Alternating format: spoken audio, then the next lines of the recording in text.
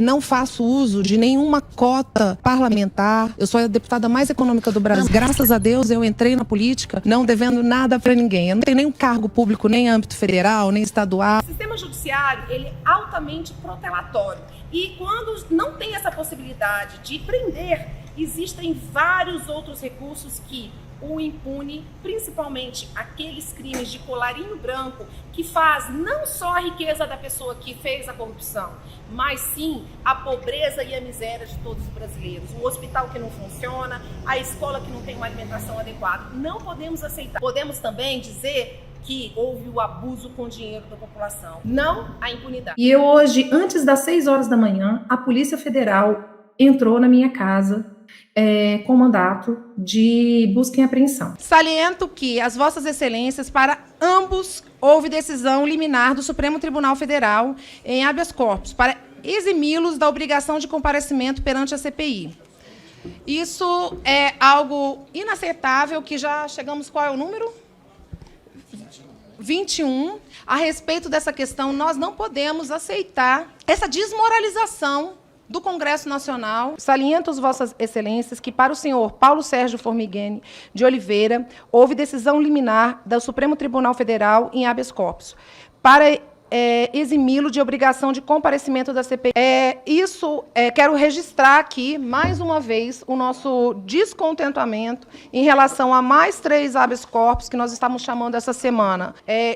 Influencia diretamente na maior função de um deputado federal, que é a função de fiscalização. Quero registrar que ontem eu vi uma entrevista de um ministro do Supremo Tribunal da segunda turma falando o seguinte: se a CPI da toga, que está lá no Senado, for aprovada, eles conseguem derrubar porque os poderes são independentes e harmônicos. Quer dizer, com essa justificativa não pode se fazer uma CPI. Mas fazer com que esse parlamento não faça a investigação adequada se pode fazer. Quer dizer, é totalmente incoerente. Então, nós temos que colocar realmente, organizar a casa. Nós tínhamos poder e eles estão tirando o poder dessa casa e não podemos permitir isso de maneira nenhuma. É uma questão que não é partidária, deputado. Isso aqui é suprapartidário, que nós aqui temos que nos unir para que a gente não possa deixar isso acontecer. Quer dizer, você vê que o guardião da Constituição, ele não está cumprindo a própria Constituição, é muito forte, é muito sério. Eu faço uma reflexão que todas esses habeas corpus que foram concedidos aqui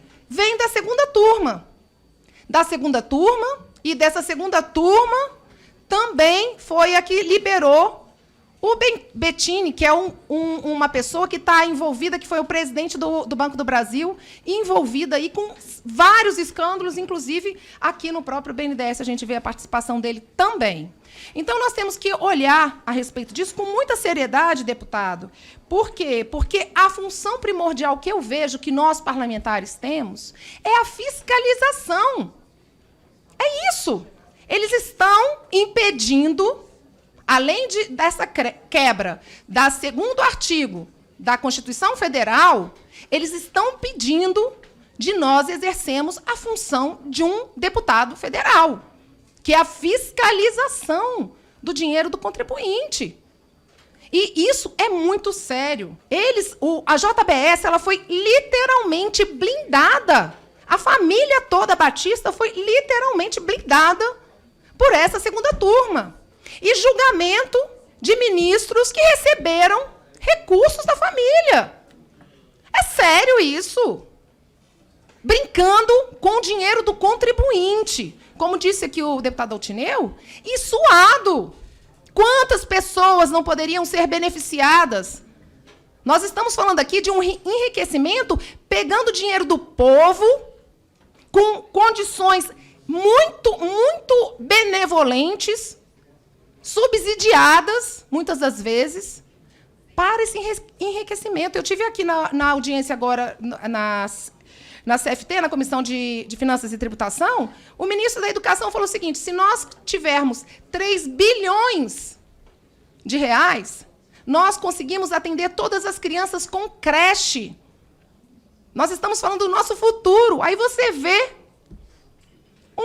um jovem de 28 anos tendo esse patrimônio em cima do suor do povo e sendo ainda colocado, blindado por o guardião da Constituição. Nós não podemos permitir que a nossa função de fiscalizadores seja cerceada pelo STF e perdendo, inclusive, a harmonia entre os poderes e a autonomia. É muito sério o que está acontecendo e eu conto com o senhor e outros parlamentares para que a gente possa mostrar essa nossa insatisfação com essa situação, para que a gente não possa ter um STF sendo guardião de poucos e não guarnecendo a população brasileira. Porque nós estamos falando, a gente nunca pode esquecer que é do dinheiro do povo brasileiro. É nosso e é do trabalhador, daquele que nós defendemos ali como minoria, daquele que acorda às 6 horas da manhã e pega o ônibus. É desse que a gente está falando.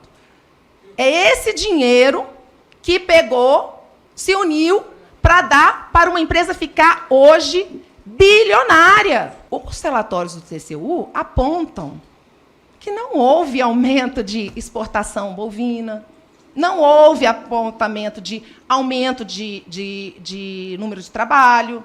Então, eu quero entender com o senhor como é que um banco aporta bilhões para uma empresa simplesmente com condições benevolentes, fica rica, cada vez maior.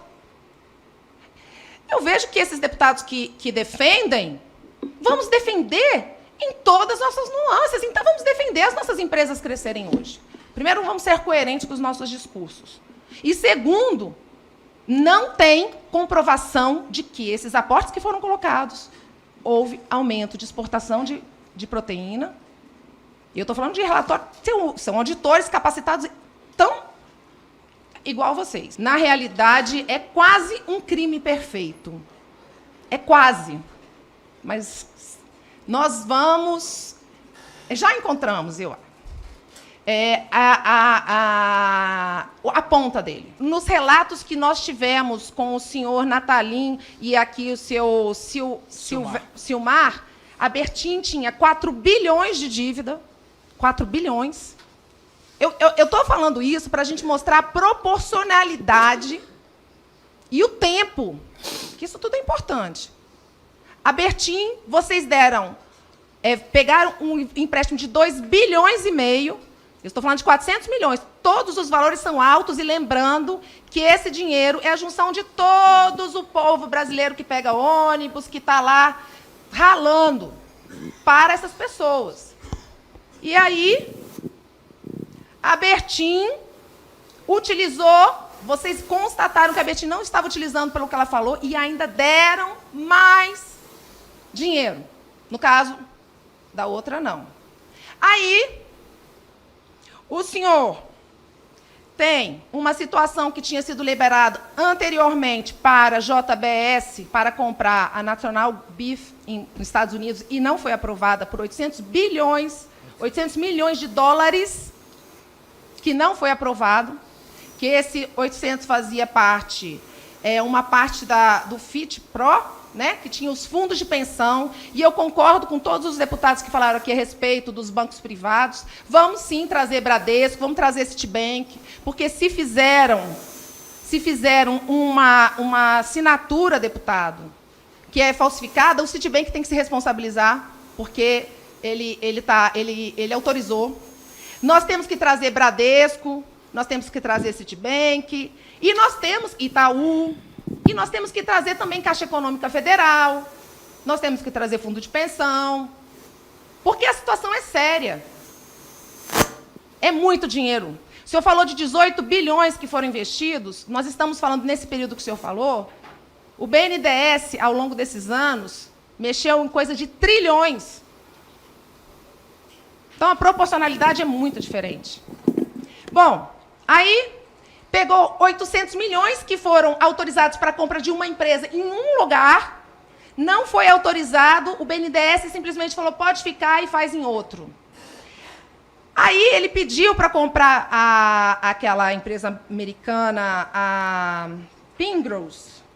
800, vocês liberaram 2 bi. 2 bi. Quer dizer, 1 bi a mais. Aí fomos comprar as ações. A ação da JBS valia mais ou menos 6 ponto alguma coisa. Vocês compraram a 7 ponto alguma coisa. Quer dizer, poderíamos comprar mais ou menos 150 milhões de ações, o BNDES poderia estar presente. E eu trago também a questão da Marfrig. A Marfrig é um absurdo. É uma outra situação que nós não trouxemos aqui, mas é um absurdo o que fizeram. As ações da Marfrig estavam valendo 11 e foi comprada por 22. E tudo isso passou pelo setor do senhor, com o dinheiro do povo brasileiro. E um banco, nós temos que colocar sempre, o que os deputados falaram aqui, é um banco nacional, é um banco totalmente público, porque ele é fomentado com o Fundo de Amparo ao Trabalhador e Tesouro Nacional. Não tem nem jeito de ser privado. Para ilicitude, amoralidade de campeões. E quando a gente fala desses campeões, o senhor sabe quem poderia, e o senhor podia me indicar, quem são os agentes, os beneficiários da concessão dos estaleiros lá da Baía de Guanabara? O senhor sabe quem são? Não tem isso. Não... O senhor não sabe? Pois é, porque quando a gente olha a Lava Jato, são os mesmos que estão envolvidos na Lava Jato, os agentes públicos, as empresas, os mesmos que estão aqui no BNDES e os mesmos que estão na Petrobras. A Bertin estava numa situação de endividamento muito grande e pediu 2,5 bilhões para o BNDES para se organizar as suas dívidas. E foi concebido esse financiamento com já uma supervalorização da Bertin e que o BNDES, nessa operação, ia ter 1 bilhão e 700, 600 de prejuízo. Quando ele viu isso, porque a Bertin ia se impedir também recuperação judicial, ele chamou a Marfrig.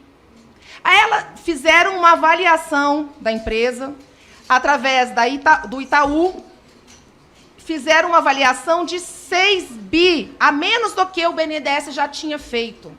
Como essa operação ia dar uma situação, o que foi feito? Chamou o JBS para que eles pudessem fazer a equalização desse valor.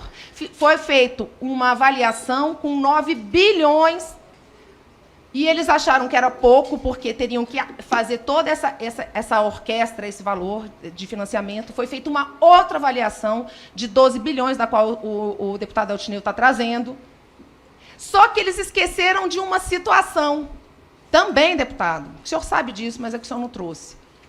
Que hoje a Bertin responde pelo pagamento desse tributo.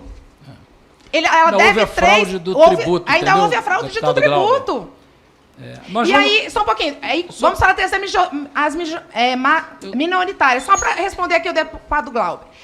Foram feitas uma assembleia, essa assembleia foi feita no 2º Juizado de São Paulo, para que pudesse realmente os minoritários terem acesso a esses processos todos.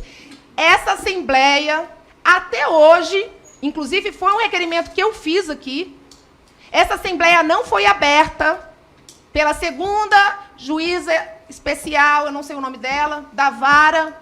Até hoje não foi aberta. E por que não foi aberta?